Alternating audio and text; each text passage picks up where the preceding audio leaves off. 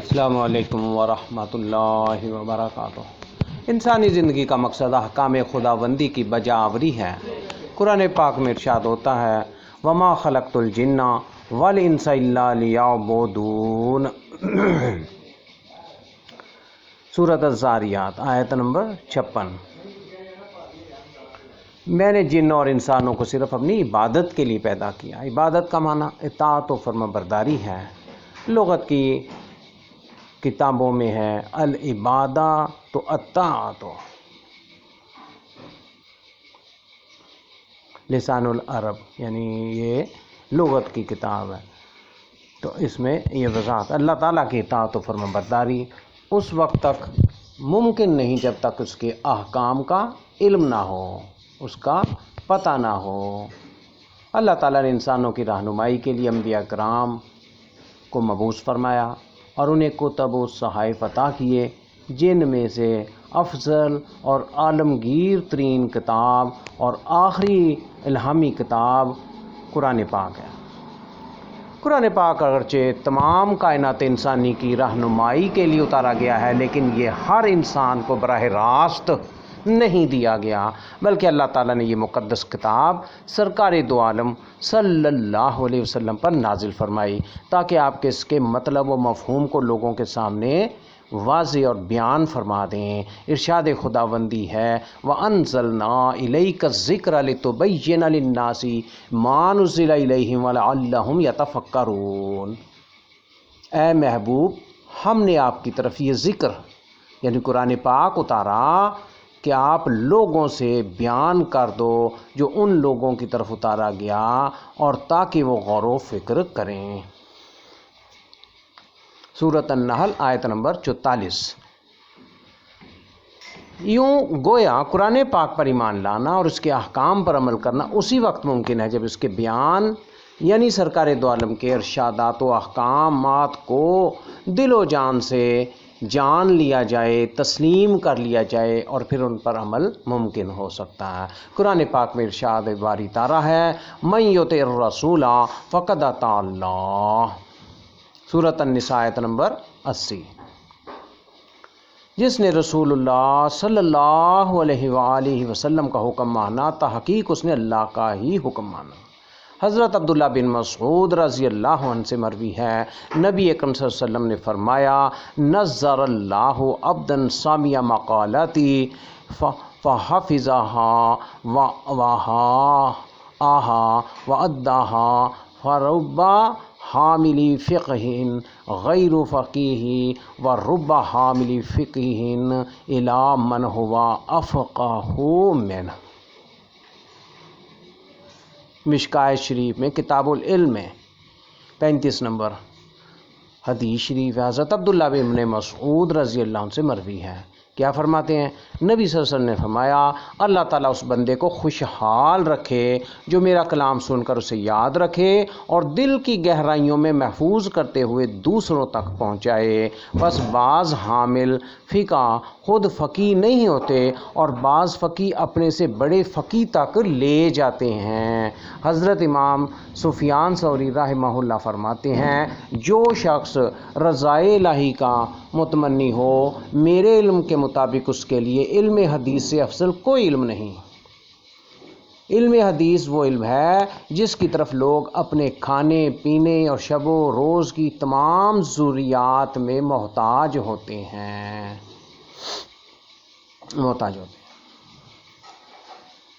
صحابہ کرام، تابعین نظام اور بعد کے محدثین کرام رضی اللہ عنہم کا امت مسلمہ پر یہ عظیم احسان ہے کہ ان برگزیدہ شخصیات نے سرکار دو عالم صلی اللہ علیہ وسلم کے ارشادات مبارک کو نہایت چھان بین اور احتیاط کے ساتھ روایت کیا، اور اب ہمارے سامنے زندگی کے تمام شعبوں میں رہنمائی کے لیے نبی کریم صلی اللہ علیہ وسلم کی احادیث مبارکہ کا بہت بڑا ذخیرہ موجود ہے۔ بہت بڑا ذخیرہ موجود ہے۔ 40 احادیث مبارک کا علم حاصل کرنے اور ان پر عمل پیرا ہونے کا ایک طریقہ یہ بھی ہے کہ حسب ضرورت کتب احادیث سے رہنمائی حاصل کی جائے اور ہادی دو جہاں صلی اللہ علیہ وسلم کے ارشادات کی روشنی میں لائے عمل تیار کیا جائے۔ چونکہ تمام احادیث مبارکہ کو زبانی یاد رکھنا، یاد کرنا اور ذہن میں محفوظ رکھنا انسانی طاقت سے باہر ہے، لہٰذا ایک درمیانی راستہ اختیار کیا گیا، وہ یہ کہ امور دین سے متعلق کچھ احادیث یاد کر کے ان پر عمل کی کوشش کی جائے اور مزید ضرورت کے لیے کتب احادیث سے مدد لی جا سکتی ہے۔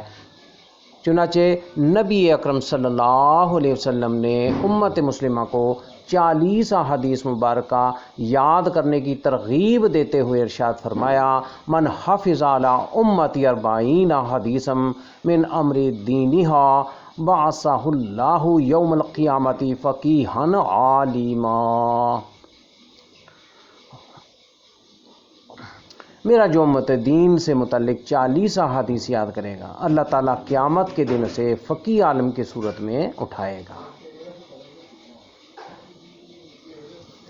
اسی مضمون کی احادیث حضرت علی بن ابی طالب، حضرت عبداللہ بن مسعود، معاذ بن جبل، ابو درداء، عبداللہ بن عمر، عبداللہ بن عباس، انس بن مالک، ابو ہریرہ اور ابو سعید خدری رضی اللہ عنہم سے مروی ہیں۔ ان روایات میں ایسے شخص کے لیے مختلف انعامات کا ذکر ہے، لیکن ابتدائی بات کہ دین سے متعلق 40 احادیث مبارکہ یاد کی جائیں، یہ سب کے نزدیک متفق ہیں۔ کتب 40، چنانچہ سید الانبیاء صلی اللہ علیہ وسلم کے ارشاد گرامی پر عمل کرتے ہوئے متقدمین و متاخرین علماء نے 40 احادیث کو جمع کیا اور یوں 40 کے کئی مجموعے تیار ہو گئے۔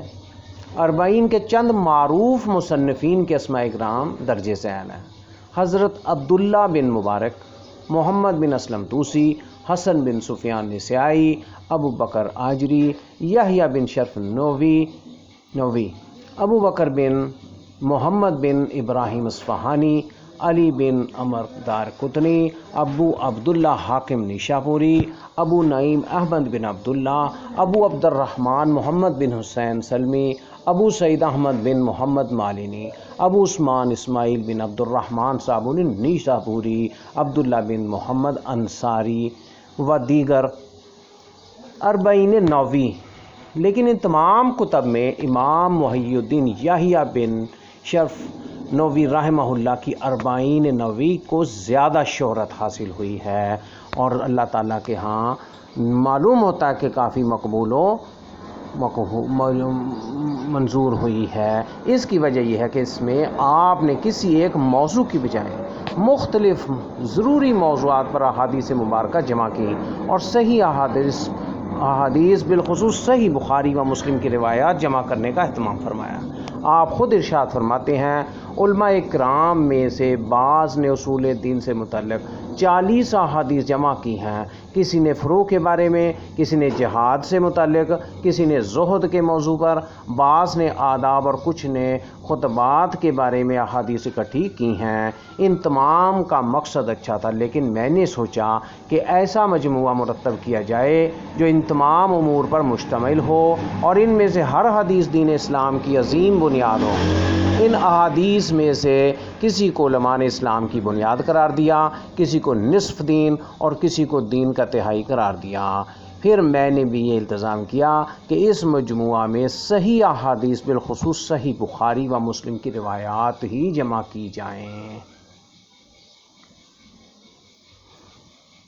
مقدمہ 40 نووی حوالہ ہے، اس میں آپ نے یہ بیان فرمایا۔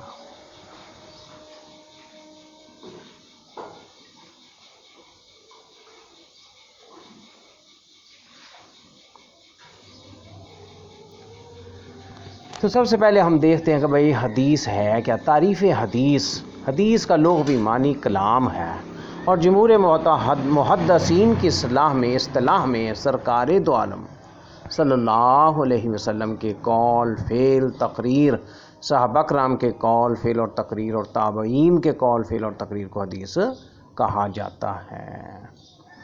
تقریر کا معنی یہ ہے کہ نبی اکرم صلی اللہ علیہ وسلم کی موجودگی میں کسی شخص نے کوئی عمل کیا یا کوئی بات کہی اور آپ نے اس کو منع نہیں فرمایا اور نہ ہی اس کا رد کیا بلکہ خاموشی اختیار فرمائی، اسی طرح کسی صحابی یا تابعی کے سامنے کوئی قول یا عمل پایا گیا اور انہوں نے اس کا رد نہ کیا تو یہ بھی حدیث کے زمرے میں شمار کیا جاتا ہے۔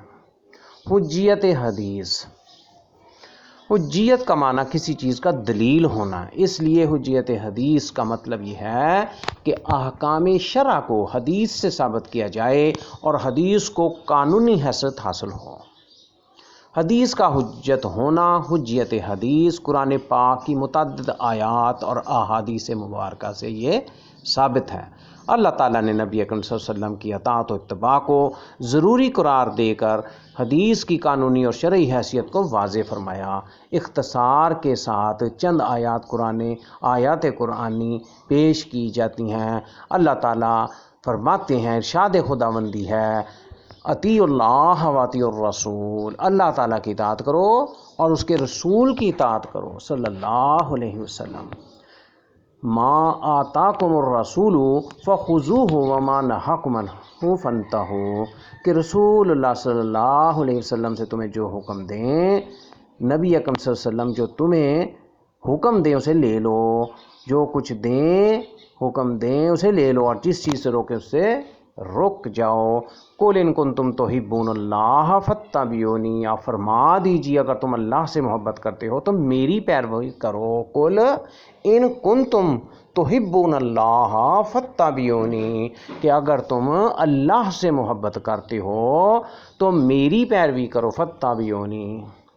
اسی طرح ارشاد باری تعالیٰ ہے، لقد کان لکم فی رسول اللہ اسوۃ حسنہ، کہ تمہارے لیے اللہ کے رسول کی زندگی میں بہترین نمونہ ہے، بہترین نمونہ ہے، اسوہ حسنہ ہے۔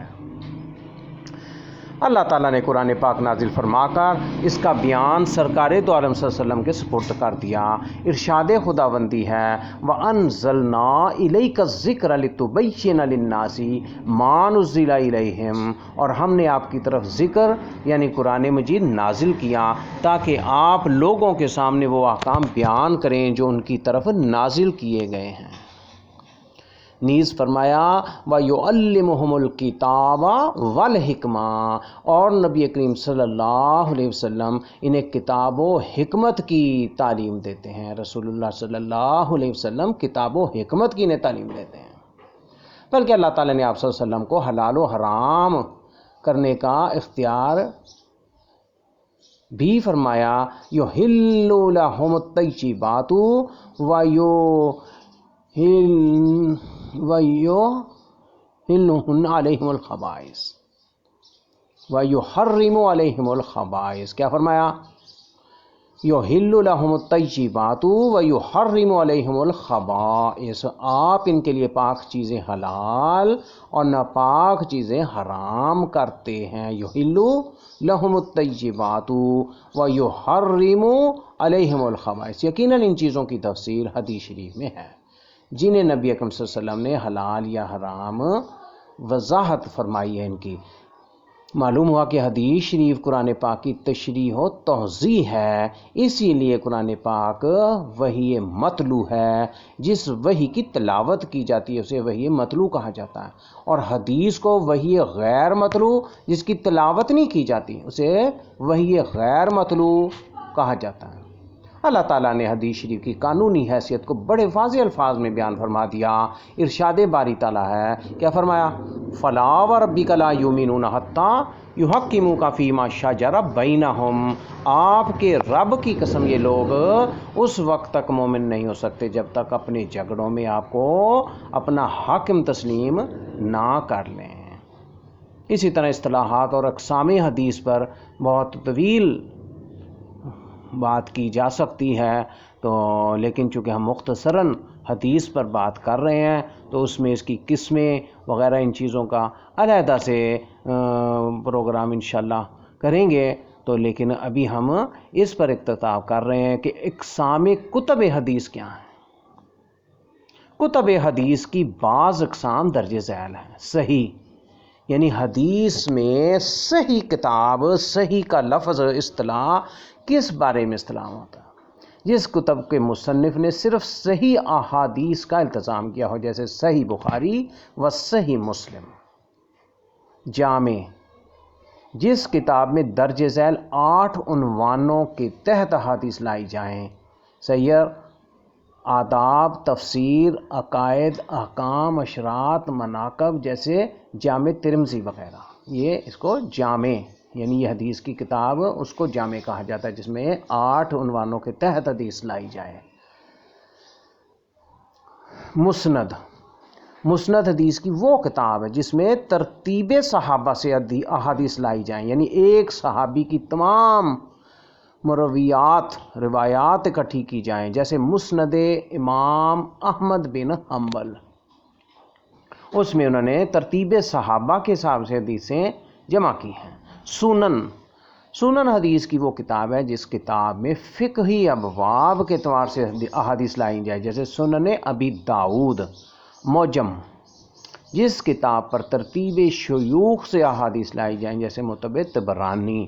مستخرج، جس کتاب میں کسی اور کتاب کی احادیث کو ثابت کرنے کے لیے ان احادیث کو مصنف کتاب کے شیخ یا شیخ الشیخ کی دیگر اسناد سے وارد کیا جائے، جیسے مستخرج لابی نعیم علی البخاری۔ مستدرک، جس کتاب میں مختلف ابواب کے تحت ان احادیث کو لایا جائے جو ان ابواب میں کسی اور مصنف سے رہ گئی ہوں، جیسے مستدرک علی الصحیحین۔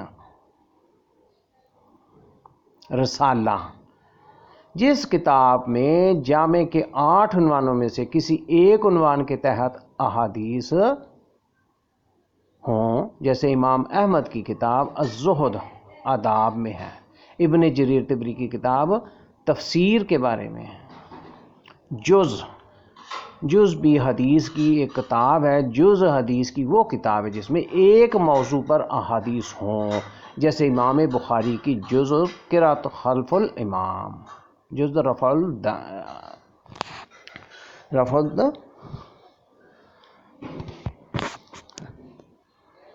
جز قرأت خلف الامام۔ اسی طرح امام بخاری کے جز رفع الیدین، اس پر بھی ہے۔ اسی طرح 40 حدیث کی وہ کتاب ہے جس کتاب میں 40 احادیث جمع کیے ہو گئے ہیں، جیسے 40 نووی۔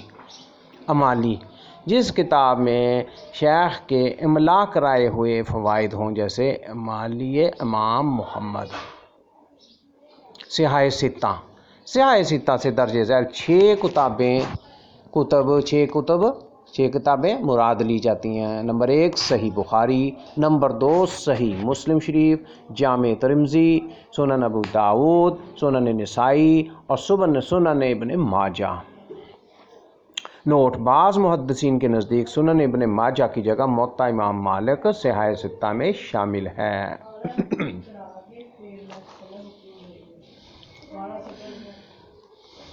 40 نووی میں پہلی حدیث اخلاص کے موضوع پر ہے، اخلاص کے موضوع پر ہے، اخلاص کے موضوع پر۔ حضرت عمر بن خطاب رضی اللہ عنہ سے روایت ہے کہ میں نے رسول اکرم صلی اللہ علیہ وسلم کو فرماتے ہوئے سنا، بے شک اعمال کے ثواب کا دار و مدار نیتوں پر ہے، اور بلا شبہ ہر شخص کے لیے وہی کچھ ہے جس کی اس نے نیت کی، بس جس کی ہجرت اللہ تعالیٰ اور اس کے رسول صلی اللہ علیہ وسلم کے لیے ہو، اس کی ہجرت اللہ تعالیٰ اور اس کے رسول صلی اللہ علیہ وسلم کے لیے ہی شمار ہوگی، اور جس کی ہجرت دنیا کے لیے ہو اسے حاصل کرے کہ اس کو حاصل کر، یا کسی عورت کے لیے کہ اس سے نکاح کرے تو اس کی ہجرت اسی کی طرف شمار ہوگی جس کی طرف اس نے ہجرت کی ہے۔ حدیث نمبر 2، حضرت عمر بن خطاب رضی اللہ عنہ سے مروی ہے، فرماتے ہیں ایک دن ہم رسول اکرم صلی اللہ علیہ وسلم کے خدمت میں بیٹھے ہوئے تھے کہ ایک شخص جس کے کپڑے نہایت سفید اور بال بہت سیاہ تھے ہمارے پاس آیا۔ اس پر نہ تو سفر کے آثار دکھائی دیتے تھے اور نہ ہی ہم میں سے کوئی اسے پہچانتا تھا، یہاں تک کہ وہ نبی صلی اللہ علیہ وسلم کے سامنے بیٹھ گیا۔ اس نے اپنے گھٹنے آپ کے گھٹنوں سے ملائے اور ہاتھوں کو اپنی رانوں پر رکھا، پھر اس نے عرض کیا، اے محمد صلی اللہ علیہ وسلم، مجھے اسلام کے بارے میں بتائیے۔ بتائیے۔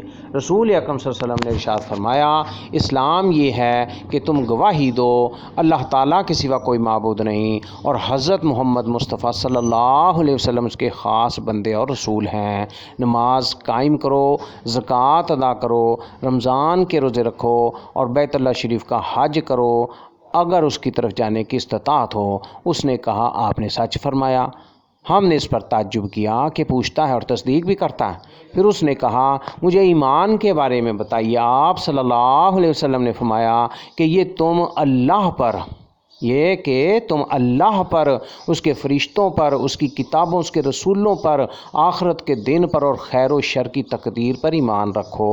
اس نے کہا آپ نے سچ فرمایا۔ پھر اس نے کہا مجھے احسان کے بارے میں بتائیے۔ آپ نے ارشاد فرمایا اللہ تعالیٰ کی یوں عبادت کرو کہ گویا تم اسے دیکھ رہے ہو، اور اگر تم اسے نہیں دیکھ رہے تو وہ تو تمہیں یقیناً دیکھ رہا ہے۔ اس نے عرض کیا آپ نے سچ فرمایا۔ اس کے بعد اس نے کہا مجھے قیامت کے بارے میں خبر دیجئے۔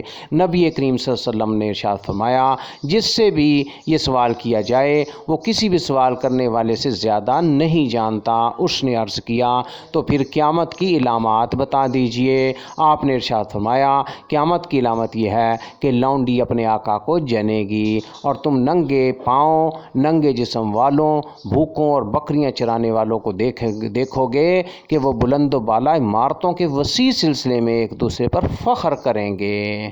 پھر وہ اجنبی چلا گیا تو نبی اکرم صلی اللہ علیہ وسلم نے تھوڑی دیر ٹھہرنے کے بعد فرمایا اے عمر رضی اللہ عنہ جانتے ہو سائل کون تھا؟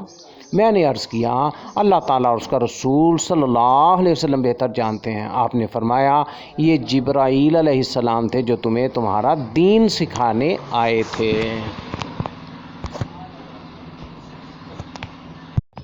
حدیث نمبر 3 حضرت عبداللہ بن عمر رضی اللہ عنہما سے روایت ہے کہ میں نے رسول اکرم صلی اللہ علیہ وسلم کو فرماتے ہوئے سنا کہ اسلام کی بنیاد 5 چیزوں پر رکھی گئی ہے: گواہی دینا کہ اللہ کے سوا کوئی معبود نہیں اور حضرت محمد صلی اللہ علیہ وسلم اللہ تعالیٰ کے رسول ہیں، نماز قائم کرنا، زکوٰۃ ادا کرنا، بیت اللہ کا حج کرنا اور ماہ رمضان کے روزے رکھنا۔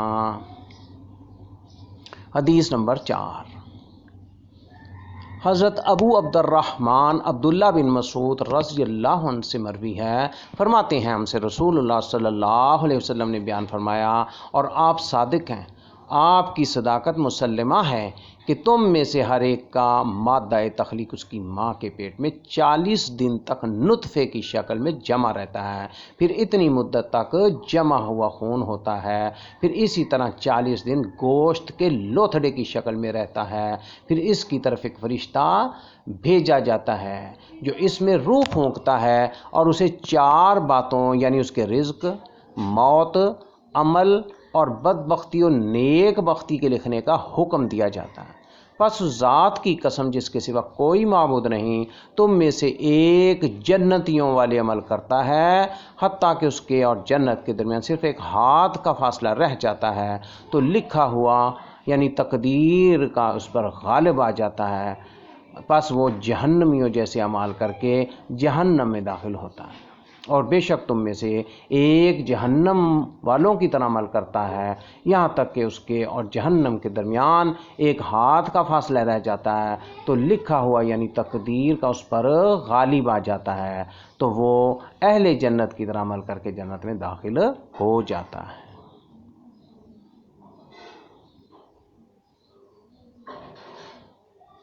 حدیث نمبر 5 ام المومنین حضرت عائشہ رضی اللہ عنہا سے مروی ہے کہ رسول اکرم صلی اللہ علیہ وسلم نے فرمایا جس نے ہمارے دین میں کوئی ایسی بات نکالی جس کی بنیاد دین میں نہیں تو وہ مردود ہے۔ اسے امام بخاری اور امام مسلم رحمہ اللہ نے روایت کیا۔ امام مسلم کی ایک دوسری روایت میں ہے کہ جس نے ایسا عمل کیا جس کو دین کی تائید حاصل نہیں وہ نامقبول اور رد مردود ہے۔ حدیث نمبر 6 حضرت ابو عبداللہ نعمان بن بشیر رضی اللہ عنہما سے مروی ہے، فرماتے ہیں میں نے رسول اللہ صلی اللہ علیہ وسلم سے سنا، بے شک حلال واضح ہے اور بلا شبہ حرام بھی ظاہر ہے، اور ان دونوں کے درمیان کچھ امور ہیں جن کی حلت و حرمت میں شبہ ہے، بہت سے لوگ ان کو نہیں جانتے۔ پس جو شخص مشتبہ امور سے بچا اس نے اپنا دین اور اپنی عزت محفوظ کر لی، اور جو آدمی مشتبہ امور میں پڑا گویا وہ حرام میں پڑ گیا، جیسے وہ چرواہا جو سرکاری چراگاہ کے ارد گرد چراتا ہے، قریب ہے کہ وہ جانور اس ممنوع چراگاہ میں چرنے لگے۔ سنو، بلا شبہ ہر بادشاہ کی ایک ممنوع چراگاہ ہوتی ہے، آگاہ رہو، اللہ تعالیٰ کی ممنوع چراگاہیں اس کی حرام کردہ اشیاء ہیں۔ خبردار، بے شک جسم میں گوشت کا ایک ٹکڑا ہے، جب وہ صحیح ہوتا ہے تو تمام جسم صحیح ہوتا ہے، اور جب وہ خراب ہوتا ہے تو پورا جسم خراب ہو جاتا ہے۔ سن لو، وہ ٹکڑا دل ہے، دل۔ حدیث نمبر 7، حضرت ابو رقیہ تمیم بن اوس داری رضی اللہ عنہ سے روایت ہے، نبی اکرم صلی اللہ علیہ وسلم نے فرمایا، دین خیر خواہی ہے، دین خیر خواہی ہے، الدین النصیحہ، قلنا لمن قال للہ ولکتابہ ولرسولہ ولأئمۃ المسلمین وعامتہم، رواہ المسلم۔ یعنی دین خیر خواہی ہے۔ ہم نے عرض کیا کس کے لیے خیر خواہی؟ آپ صلی اللہ علیہ وسلم نے فرمایا اللہ کے لیے، اس کی کتاب، اس کے رسول صلی اللہ علیہ وسلم، مسلمانوں کے حکمرانوں اور عوام الناس کے لیے خیر خواہی۔ حدیث نمبر 8، حضرت عبداللہ بن عمر رضی اللہ عنہما سے روایت ہے کہ رسول اکرم صلی اللہ علیہ وسلم نے فرمایا، مجھے لوگوں سے لڑنے کا حکم دیا گیا یہاں تک کہ وہ گواہی دیں کہ اللہ کے سوا کوئی معبود نہیں، اور حضرت محمد مصطفیٰ صلی اللہ علیہ وسلم اللہ تعالیٰ کے رسول ہیں، نماز قائم کریں اور زکوٰۃ دیں، اور جب وہ ایسا کریں تو انہوں نے مجھ سے اپنے خون اور مال محفوظ کر لیے، البتہ اسلام کا حق باقی ہے اور ان کا حساب اللہ تعالیٰ کے سپرد ہے۔ حدیث نمبر 9، حضرت ابو ہریرہ عبد الرحمن بن صخر رضی اللہ عنہ سے روایت ہے کہ میں نے رسول اللہ صلی اللہ علیہ وسلم کو فرماتے ہوئے سنا کہ میں نے تمہیں جس بات سے روکا اس سے باز رہو، رک جاؤ، اور جس بات کا میں نے تمہیں حکم دیا اسے حسب طاقت بجا لاؤ، عمل کرو۔ بے شک تم سے پہلے لوگوں کو اپنے انبیاء علیہ السلام سے بکثرت سوال اور ان سے اختلاف نے ہلاک کر دیا۔ حدیث نمبر 10، حضرت ابو ہریرہ رضی اللہ عنہ سے روایت ہے کہ رسول اکرم صلی اللہ علیہ وسلم نے فرمایا، بے شک اللہ تعالیٰ پاک ہے اور پاک ہی کو قبول کرتا ہے، اور بلا شبہ اللہ تعالیٰ مسلمانوں کو اس بات کا حکم دیا، اللہ تعالیٰ نے مسلمانوں کو اسی بات کا حکم دیا جس بات کا اس نے رسولوں کو حکم دیا۔ اللہ تعالیٰ نے فرمایا، اے رسولو، پاکیزہ چیزوں سے کھاؤ اور اچھے کام کرو، اور ارشاد فرمایا، اے ایمان والو، ان پاکیزہ چیزوں سے کھاؤ جو ہم نے تم کو عطا کیں، اور اللہ تعالیٰ کا شکر ادا کرو اگر تم اسی کی عبادت کرتے ہو۔ پھر آپ نے ایک شخص کا ذکر فرمایا جو طویل سفر کرتا ہے، اس کے بال پورا گندا اور چہرہ گرد آلود ہے، وہ آسمان کی طرف ہاتھ اٹھا اٹھا کر کہتا ہے، اے میرے رب، اے میرے رب، حالانکہ اس کا کھانا حرام سے ہے، اس کا پینا حرام سے ہے، اس کا لباس حرام سے ہے، اور اسے حرام سے غذا حاصل ہوتی ہے، پس اس کی دعا کیسے قبول ہو؟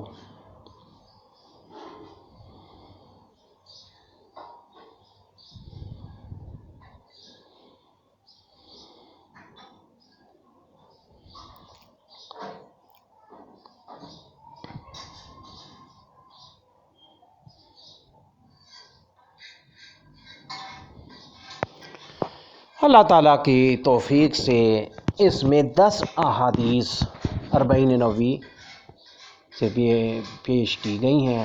اللہ تعالیٰ قبول و منظور فرمائے اور سمجھنے کی عمل کرنے کی توفیق عطا فرمائے۔ اکبر الہ آبادی نے کہا تھا، جب میں کہتا ہوں کہ یا اللہ میرا حال دیکھ، جب میں کہتا ہوں کہ یا اللہ میرا حال دیکھ، حکم ہوتا ہے کہ اپنا نامہ اعمال دیکھ۔ جب میں کہتا ہوں کہ یا اللہ میرا حال دیکھ، حکم ہوتا ہے کہ اپنا نامہ اعمال دیکھ۔ اکبر الہ آبادی نے اکبر الہ آبادی کا یہ شعر ہے، کیا فرمایا، کیا کہتے ہیں کہ جب میں کہتا ہوں کہ یا اللہ میرا حال دیکھ، حکم ہوتا ہے کہ اپنا نامہ اعمال دیکھ۔